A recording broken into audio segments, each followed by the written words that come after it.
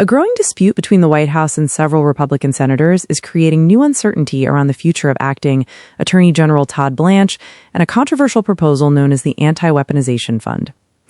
While Republican lawmakers have largely remained supportive of former President Donald Trump throughout years of political controversy, recent disagreements suggest new tensions are emerging behind the scenes. According to multiple reports, Senate Republicans have become increasingly frustrated with what they describe as sudden policy reversals, last-minute decisions, and political complications that could affect their chances in upcoming elections.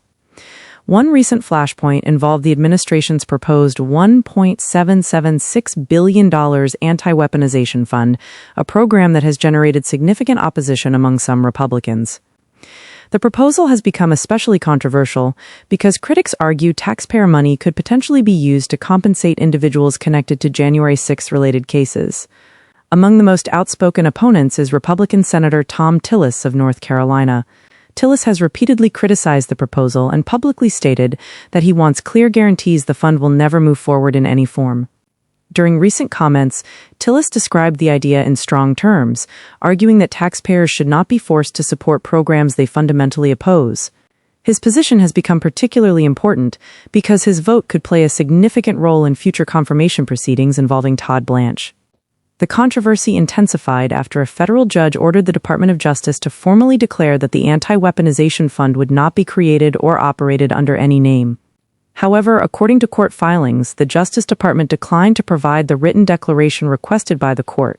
Instead, officials pointed to previous public statements indicating that the fund was not moving forward. Critics argue that those statements do not provide sufficient legal guarantees.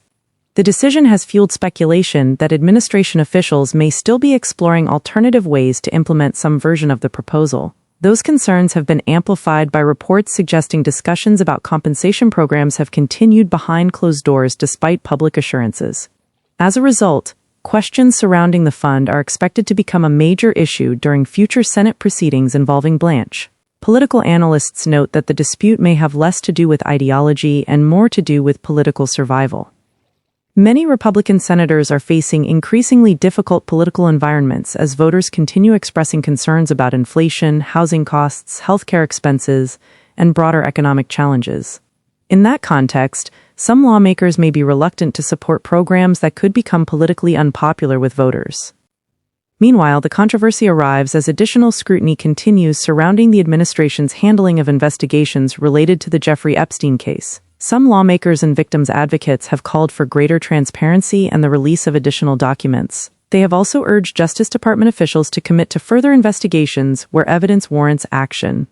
Supporters of those efforts argue that public trust depends on transparency and accountability. Critics, however, claim important information is still being withheld from public view. For now, the future of Todd Blanche's confirmation prospects remains uncertain.